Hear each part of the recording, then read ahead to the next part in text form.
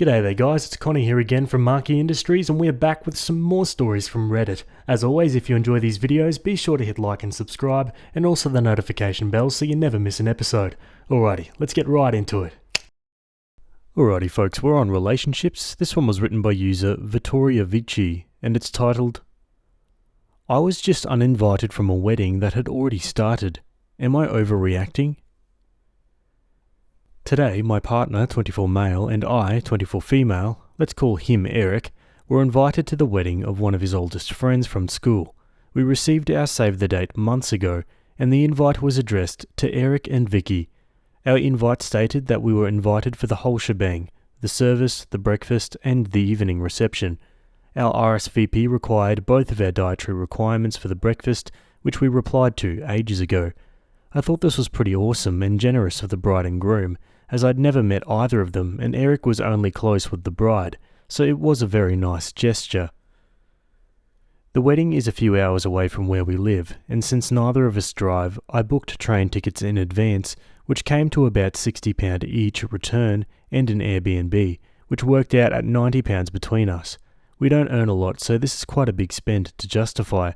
However, since that invited us to the whole wedding, we thought it would be rude not to go. The bride also specified colours we should wear, so I bought a new outfit since I didn't have anything formal that would be suitable. Not the end of the world, but with Christmas coming up, it was a bit difficult, and I had to be really frugal all through November to make it work. Total spend was probably double what I would spend monthly on fun stuff like going out for dinner or drinks or new clothes. We got to the service and it was beautiful. The bride looked lovely and it was very emotional. I get nervous at weddings, couldn't say why, and so I hadn't eaten beforehand, figuring the 4-course breakfast would fill me up nicely. After the ceremony, we went straight into the venue to have drinks and sit down at tables. We were towards the back of the line into the venue, and so half of the congregation had already sat down. We glanced at the seating plan, saw Eric's name, and headed over. There was no place setting for me. Eric found his name, but there weren't any free seats at the table. Eric sat down and I asked an usher whether there was a mistake. He didn't know, so he waved over the bride. She and I had never met before, but she seemed friendly, until she opened her mouth. Quote, "Oh no, you're not part of the breakfast. The invitation was just for the reception and service. You're welcome to come back later." This was in front of most of the guests who had already sat down, in a big venue, probably 140-ish seats. The usher suggested I go to the pub. Eric didn't know what to do, but didn't want to cause a scene, so he stayed put and quiet. I quite literally have never felt so embarrassed and humiliated in my life. I left, and it was raining heavily. Hadn't brought an umbrella since it was an indoor wedding, and being in a rural place, I had to walk about 20 minutes to get anywhere else. The usher had suggested a pub where the other guests are, so I just kept walking, but my shoes were literally ruined and soaked through, as well as being pretty damn cold because it's December and I was dressed for a wedding. I get to the pub to find a handful of merrymakers drinking heavily at 2 p.m. in wedding clothes, introduced myself kind of awkwardly as they were total strangers, and they were luckily really nice. They invited me to sit with them and tell them about the service. All of them had only been invited to the reception. I asked one of them if I could see their invite, and it was crystal clear that they were evening guests. There was no mention of the service or the breakfast, nor their dietary requirements. I apparently was the only person who was invited and then uninvited to the whole do. I sat with them and had some food because I was starving, but they all started leaving to get ready at about 4 p.m. Being a total stranger, I didn't think it best to ask to come with them, but I'd never been to this town before, and besides Eric, I didn't know anybody. Since being ejected at 1:30 p.m.-ish, I was expected to just hang until 7:30 p.m. when the reception started. So I left. I feel so unwelcome and unwanted that I just wanted to go home. The evening do will start in about half an hour without me, but I just can't bring myself to attend, knowing that half the guests watched me being asked to leave by the bride herself. I traded in my train ticket, which was a return for tomorrow, and now I'm travelling back alone. I texted Eric to tell him, but he didn't respond. I've been holding back tears since I was ejected 6 hours ago, and I feel completely torn. I don't understand what happened with the invite, whether it was a mistake or whether I was just supposed to know that it was only for Eric, despite being addressed to both of us. despite asking for both of our dietary requirements, despite explicitly stating we were invited to the whole wedding. Part of me feels like I should have gone to the evening reception too, but I'm soaked through. My hair and makeup look awful, my shoes are unwearable, I'm barefoot on a really gross floor right now, and I'm freezing. I look a mess, and I feel so stupid. Did I mess up here? I feel like I've just been totally effed over, and I'm really upset that Eric didn't stand up for me or say anything or leave the breakfast with me, although I think that's less because of malice and more that he's just a bit hopeless when put on the spot. I've never heard of a wedding where you invite a +1 by name, but then they aren't invited to as much of the wedding as the other half of the couple. Nobody else at the wedding had this happen. I don't see how it can be personal since I've never met any of them before. I'm really upset and can't wrap my head around how weird today has been. If this happened to you, what would you do?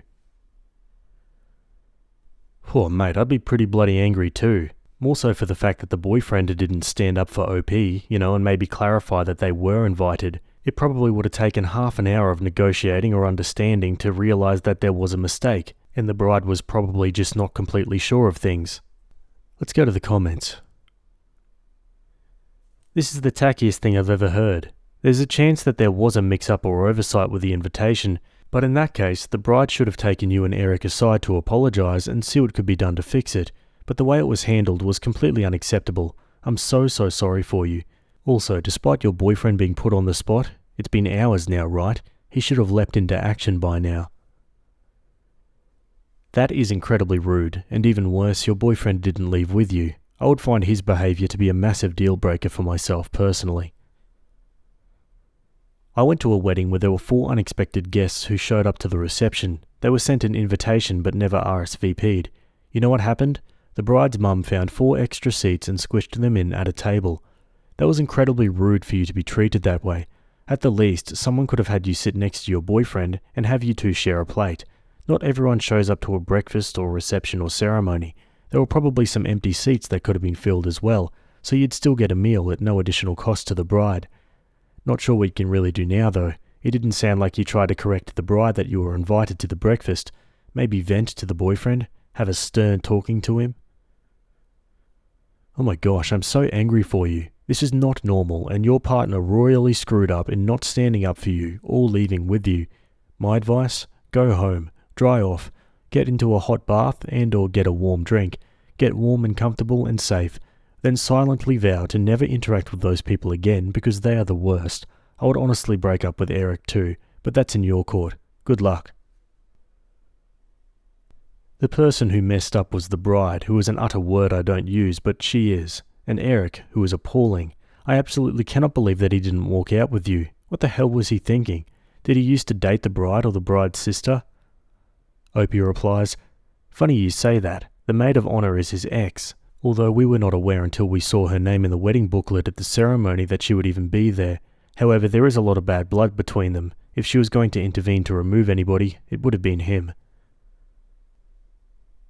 Opie edits and then we'll go to an update. So this blew up way more than I expected. Thank you everyone for your words of support. It's really helped, and I've gone from a wobbly wet mess to a cackling harpy with my big glass of wine. You guys didn't hold back on your opinions, and I kind of love it. It's now nearly bedtime here. Eric stayed at the party and presumably is still there. I came home and feel a lot better for knowing how a crappy situation this was. Calm as a bee, and when they go low, we go high. So I'm going to go to bed and sleep on it and think about next steps in the morning.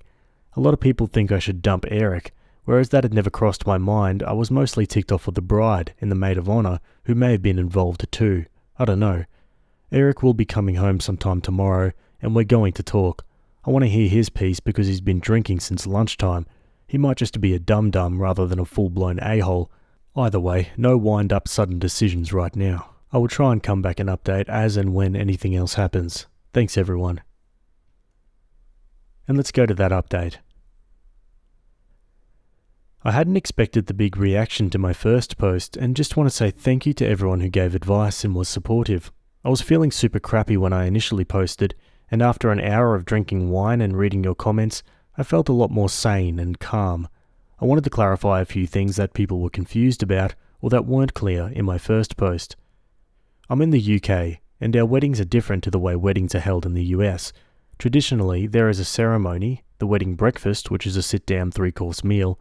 Although it's called breakfast, it's usually in the afternoon, followed by speeches and then an evening reception, which is like a disco.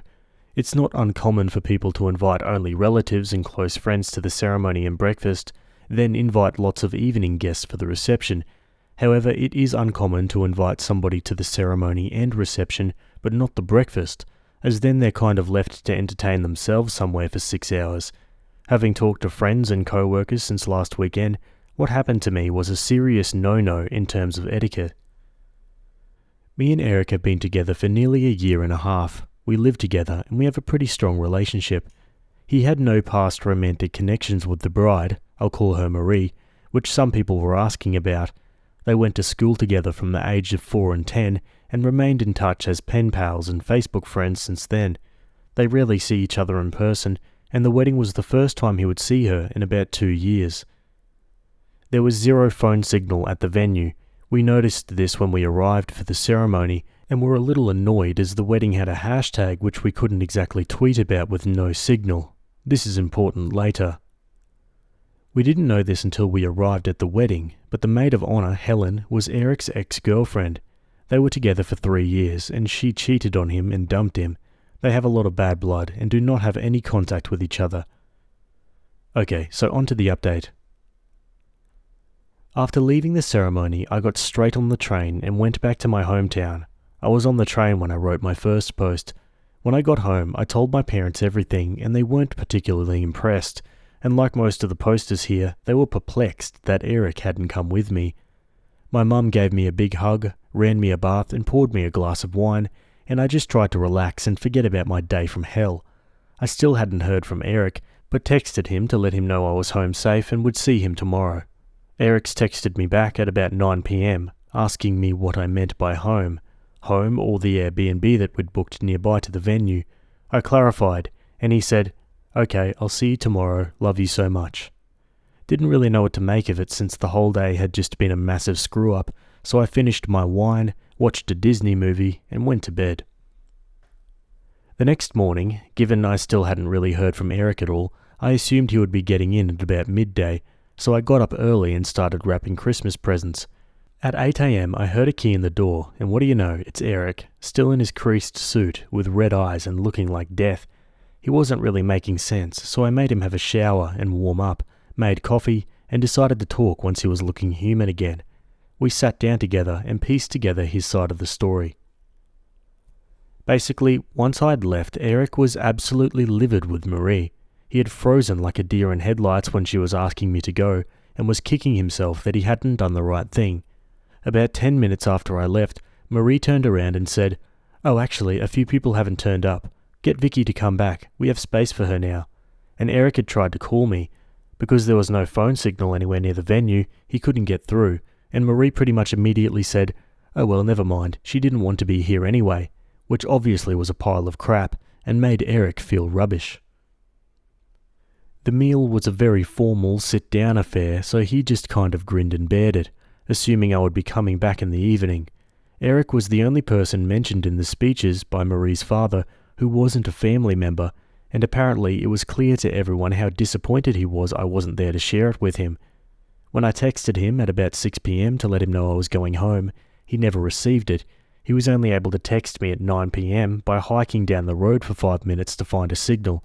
All the while, his ex Helen was being sickly sweet, asking where I was. Why didn't I want to come and enjoy the party? Was I shy? Apparently, with quite the evil glint in her eye, like she had got exactly what she wanted. Neither of us knew she was the maid of honour until we got there, and given their bad relationship, Eric was pretty ticked off that Marie had failed to mention she had such a prominent role in the wedding. Whether Helen was behind the seating error, I don't know, but if she was, then Marie was just as bad in enabling it to happen. So Eric stayed at the wedding, miserably, and went back to the Airbnb afterwards alone. He barely slept, feeling angry at Marie and Helen for effing with us, and at himself for not sticking up for me, and left at 4:30 a.m. to get the first train home, hence why he was back at our place so early. He wasn't really apologetic to me at all. He didn't really seem to see how it was crappy for me. He more felt like he'd been insulted by the situation and let down by his oldest friend. he's cutting off Marie and doesn't want anything else to do with her. So yeah, that was Eric's take on the whole thing. To be honest, I was pretty ticked that in all of this he hadn't really considered how I felt, or what it had been like for me to get thrown out of the wedding. While what he had gone through was pretty crummy, he had at least been warm, dry and well fed. The indignation of your girlfriend being removed from an event you're at isn't really as bad as being the girlfriend, getting soaked in the rain, feeling humiliated and all the rest.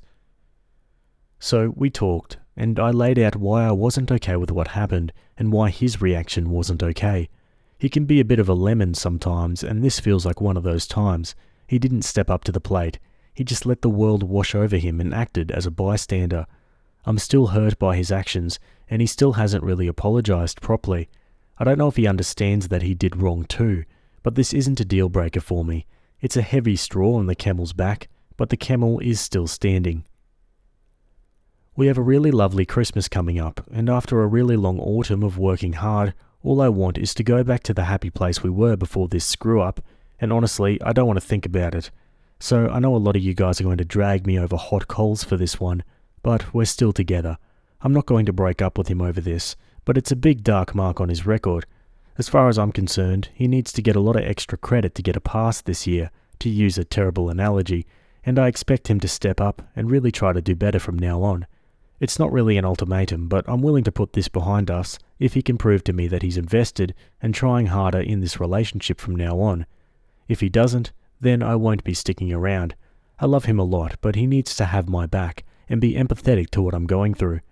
I'm sorry that this wasn't the victorious breakup update so many of you wanted, but I want a nice happy Christmas together. I'm not ruling it out as an option if things don't improve, but I want to give him another chance to prove this relationship is worth it. Alrighty guys, and that's the end of that story. Yeah, deal breakers change from person to person, and it's clear that this wasn't a deal breaker for OP, although I think it's pretty clear that the coming months and his improvement will be very telling. Let's read some final comments. Things to think about. If Marie said only 10 minutes after you left that you could stay, why didn't he come and physically find you after his call didn't go through? If Marie said only 10 minutes after you left that you could stay, why didn't he go and find Signal to call you 5 minutes away after his call didn't go through? And why didn't he try and find Signal to call you, again only 5 minutes away, until 9 PM? Quote, so I know a lot of you guys are going to drag me over hot coals for this one, but we're still together. Yeah, that's the important thing. You haven't lost him.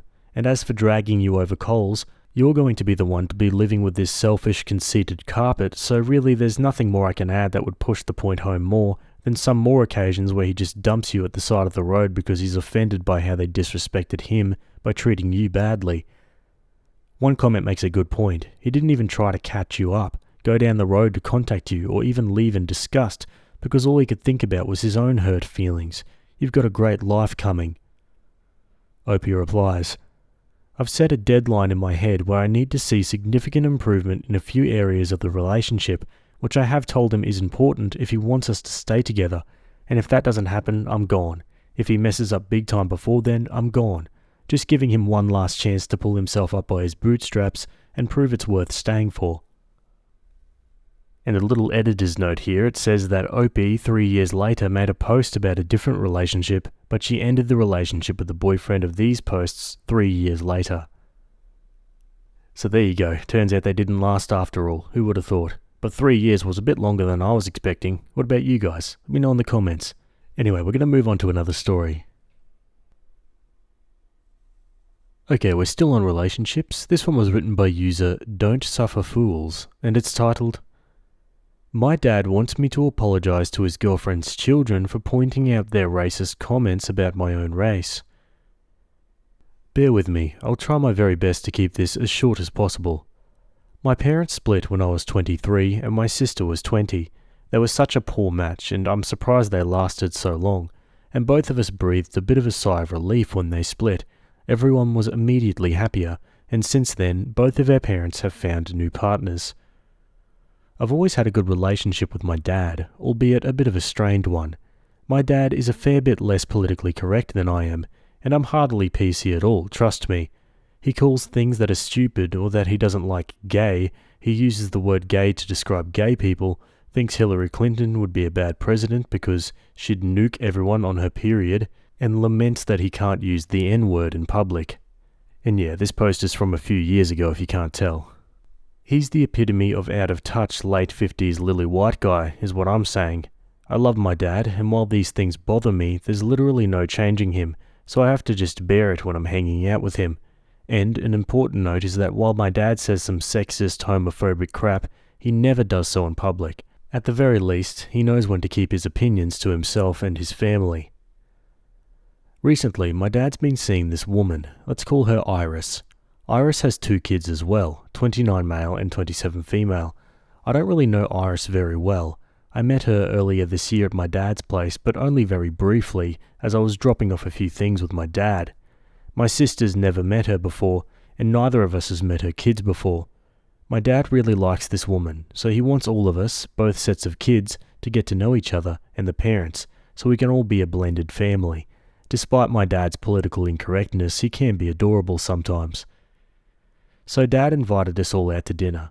My sister's known to be a bit bristly with strangers, so I told her to be on her best behaviour, because I want our dad to be happy, and I didn't want to offend Iris or her kids, so we sit down and all start trying to get to know each other.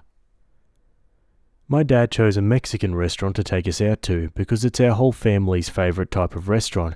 My mum is Mexican, and growing up we had the most bomb-ass authentic Mexican food all the time. Since my mum and dad split, my dad has been trying to fill the hole my mum's great cooking left in his belly, so to speak, and is a taqueria junkie. Also important to note, me and my sister, despite being half Mexican, have really white skin.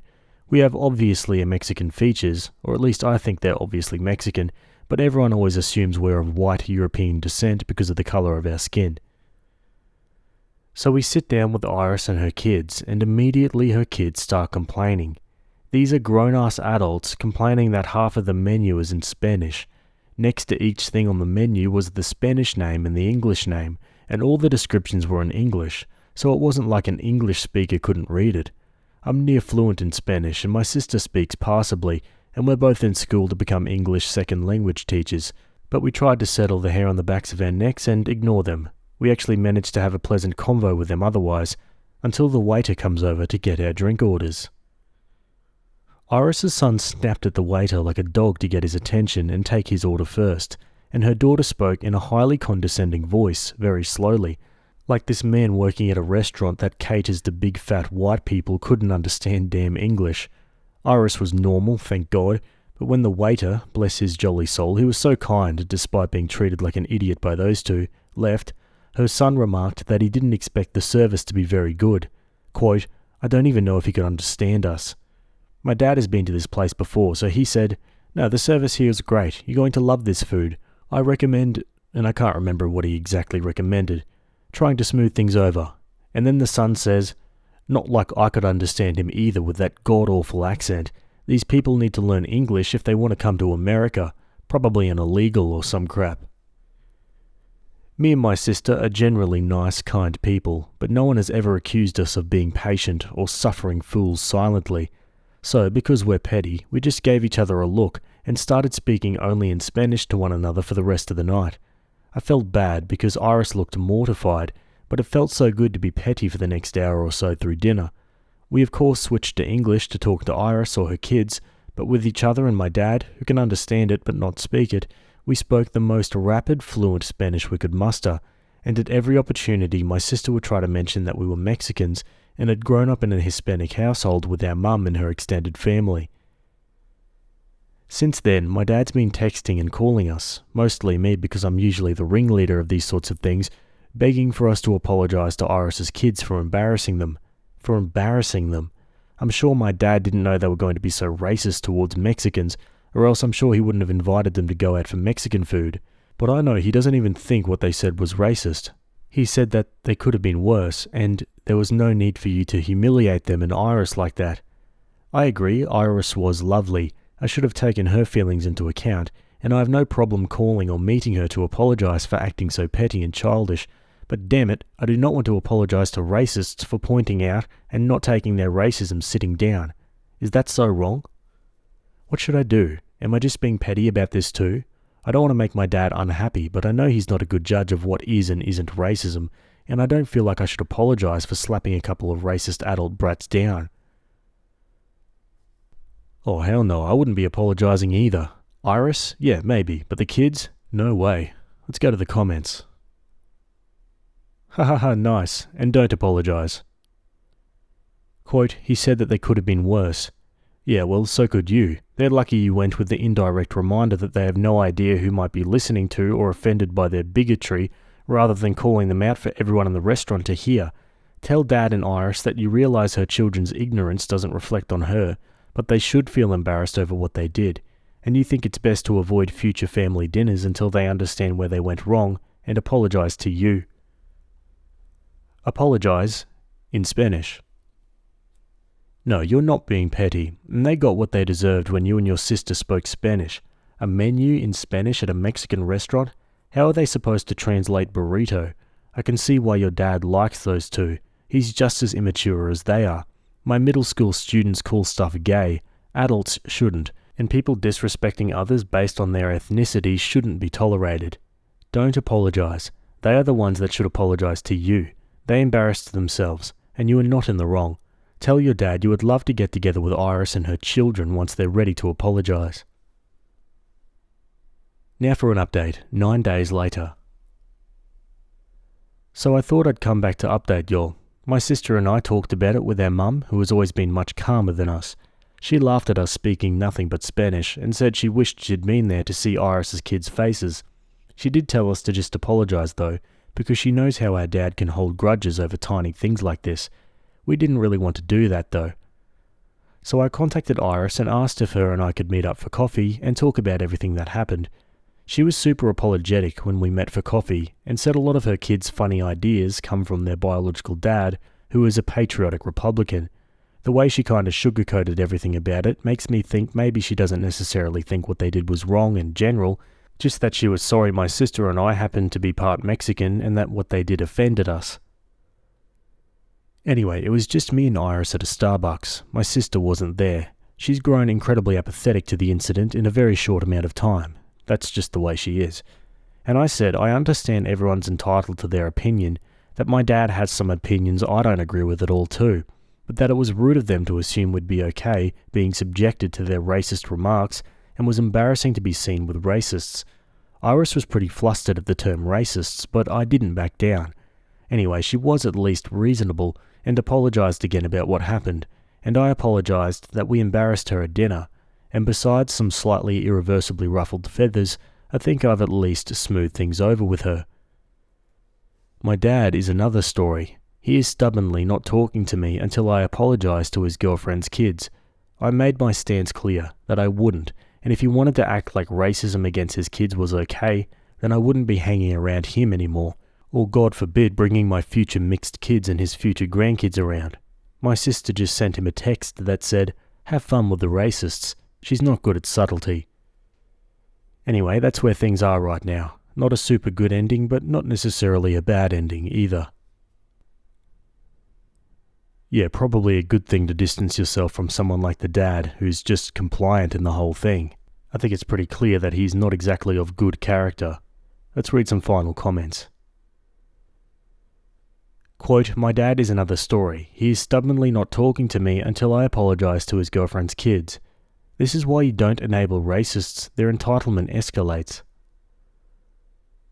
Weird as hell to see how easily so many Americans can be fine with racism, as long as the racism doesn't include their race. Yeah, call people the N-word and mock accents, but don't you dare go after my particular race. It's just so blatantly, unashamedly hypocritical. I get the feeling her dad's bigotry doesn't really bother her all that much, and she's only upset because this time it's people like her that were the target. He's a good guy, but has racist vocabulary does not work for me. My late grandfather was born in the early 1920s. When me and my sibling were in our early teens, we noticed he was still using racist vocabulary and told him he shouldn't do so anymore. It always led to the following conversation. Us saying, "Hey Grandpa, you shouldn't use that term anymore." Grandpa says, "No?" We say, "No, that's racist." Grandpa says, "Ah, okay." And he stopped using them, 'cause, you know, an actual decent but says bad stuff now and then person does that. Opie confuses the hell out of me. A whole intro spent describing her dad as a racist, misogynistic, homophobic, pick your bigot-based words here, but she loves him because he's her dad, and he doesn't act like that in public at least, and she warned her sister to behave and not embarrass Iris or her kids, and then immediately is ready to completely drop her dad from her life after he defends his girlfriend's racist kids. I hope it was a straw that broke the camel's back scenario, because I got whiplash going from the apologist tolerance stance to the "oh well, you're out of my life now" stance so fast. Yeah, good point actually, and I think I was kind of subconsciously thinking the same thing. What about you guys? Let me know your thoughts down below. Otherwise, we're going to move on to another story. Okay, jumping over to Off My Chest, this one was written by user Relevant Ability, and it's titled, "The Barbie movie made me realize my mother never truly loved me and never will." On mobile, so excuse typos or formatting issues, spoilers and not safe for work just in case, and I'm in my 30s and moved back home last year due to a million reasons. During this time back, I realized how my relationship with my mother is and always has been. It's not great. We fight a lot. I know and have known I'm not the child she thought I'd be. I have mental disorders, I'm fat, and others. Last December, during an argument, she told me that my mental illness that I truly worked hard to control, 10 plus years in consistent and intense therapy, triggers her childhood trauma because her mum has the same disorders. I've always been compared to her, but this just changed something in me, and it's been harder since. I doubt she even remembers saying it. Back to the title. I actually watched the Barbie movie with her yesterday, and watching the relationship between America Ferrera's character and the daughter was something I wished I had. I wish I had a mum that cared, that loved me, and that I was just a kid that didn't realize how much she does. I think a part of me hoped my mum would see that and realize, maybe just love me, because I had heard that it was a reaction that daughters had. When I cried realizing this, she actually laughed at my emotions but did not know that was why I was crying. My mother only shows love when I can do something for her, and really that's not often. I'm always reminded of what she gave up for me, and how me in the past bringing up things that hurts me hurts her because I'm never positive. It's always been what I don't do. I've spent years trying to rationalize why I never feel enough. Her mother was awful to her and still is, and I always told myself that's why. I'm her only daughter. Just breaks me really. I realized that the relationship was only made worse when I moved from home because I stopped begging my mum to love me. I stopped doing everything I can for her affection. I've been making plans and efforts in silence to move and go low contact, no contact, but I have things I have to do before I can. But after watching the movie, it's just confirmed why I need to do that. I cannot keep eating glass for her to feel good about herself as a mother. Let's read some comments. Have you read the book Adult Children of Emotionally Immature Parents? It's a guide to this kind of thing, and it really helped me let go of the fantasy I had that my parents would ever change. It released a lot of the shame and anger I felt after years of wishing I was the kind of child my mother would want to love. I hope you can get some relief from these feelings. I know they can seem overwhelming, and the lack of support makes everything else in one's life feel harder. I had the same realization watching the movie. I cried because I'll never have that special mother-daughter relationship. I moved 2,000 miles away, and suddenly she's being nice. I won't fall for it this time. I brought up me going to therapy, and she said, "That's just words to me." So yeah, I get it. Much love and healing to you. You are the daughter of a narcissist, unfortunately. Opie responds to some comments on her mother's love language and affection towards her. I hope no one downvotes you, but yes, there are good things she's done. Unfortunately, basically none of them came with no strings. There's always a catch, with every single person beyond me. It's also gotten worse as I've aged because of my ability and courage to push back. Things that she felt before she could just dismiss and tell me I'm wrong was not something that I believe. She used to be able to yell at me to get me to react, and then it'll flip to I'm unreasonable. I don't yell anymore, and it messes with her. I will always remember the nice things she's done when I choose to think of her, but I won't forget what price was paid for those nice things, and what it cost me. Opie comments on her grandma's affection on the mum and daughter. Oh my god, yes, my grandmother is worse than my mum, and I get that. I've also watched my mum do the same thing I do, kind of, growing up, and I think that's what hurts me the most. is she knows how this crap is, and she repeats the patterns. I've begged her along with my entire family to seek therapy because I truly believe if she did, while painful to deal with not only the insane childhood she had but the realization she did it to her children, I think it would heal our entire family. She refuses. I can't tell you how many times she's gone to 1, maybe 2 sessions with people before an excuse is made. Last time was, quote, "I know more than her, she can't help me." And Opie comments on the way her mother is like when behaving towards her and her siblings. 1000% in my post I said I know why she is the way she is, but I and most of my siblings have begged her to seek therapy to deal with her childhood, and in turn with how she raised us. Unfortunately, that's just too hard for her, and my grandmother is not capable of love whatsoever to the point it's diagnosed attachment disorder, and I believe my mum's inability to love as someone should is a result of her raising. There comes a point though that if you refuse to seek the help to be better, then people will leave. I will always love my mother, but it's not fair for me to get hurt over and over because she can't handle her feelings.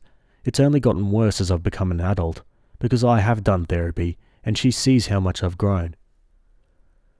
I also believe she knows it's coming. She knows once I leave, I won't be back. We got into it about a month ago, and I've just kept my distance. She asked what I wanted in a fit of rage over the topic of the argument, and I just said, I want my mum to care.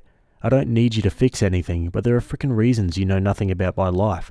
I'm either completely ignored while you all state she's got it, she's been in therapy, she has tools, to, are you sure that you actually feel this way because you're disorder XYZ? I can't do it anymore. I think in that moment she realized that our relationship is unrepairable. She's been nice to me since, but she's also kept her distance.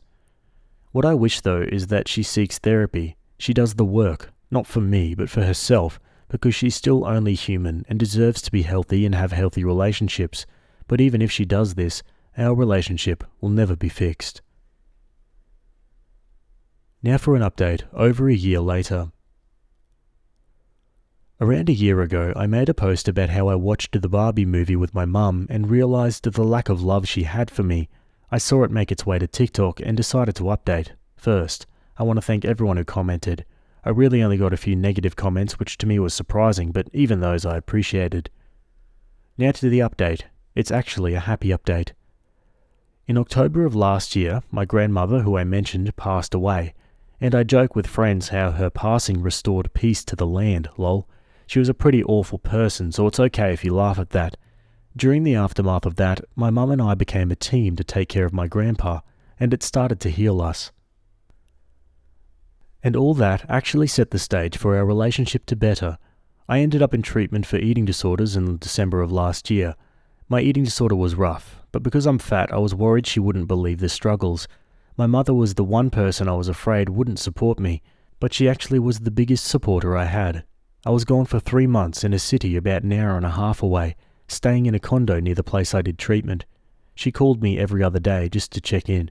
She helped financially since I was out of work during that time. She never once made me feel bad or that I was faking, which she had done in my teens and early 20s. When I came home, she continued that. She went to therapy for the first time on her own. We finally talked about everything. I brought up the movie and my reaction. She understood and apologized about her treatment of me. And beyond the words, she continues to make efforts. She still asks me how my food relationship is. She makes sure I'm taking care of myself. And she tells me she loves me and is proud of me a lot. Things have also changed in terms of her other kids, my siblings, and my dad and stepmom, and it's something we all appreciate. She's trying. While it's not perfect, I still will forever be closer to my stepmom, her wife, but I feel like I can talk to my mum about things I never could before. So honestly, my grandmother dying really did restore peace to our family. I doubt anyone will see this update, but who knows. One comment says, "It's really nice to hear when people acknowledge their problems and then work on them. It brings hope to the world. Also a reminder that even the most unexpected of people can change in unexpected ways." Opie replies, "Exactly. It truly wasn't something I thought would happen, but I'm glad it did. I have a huge blended family, and had I cut her off completely had she not done change, I would have lost pretty much everyone."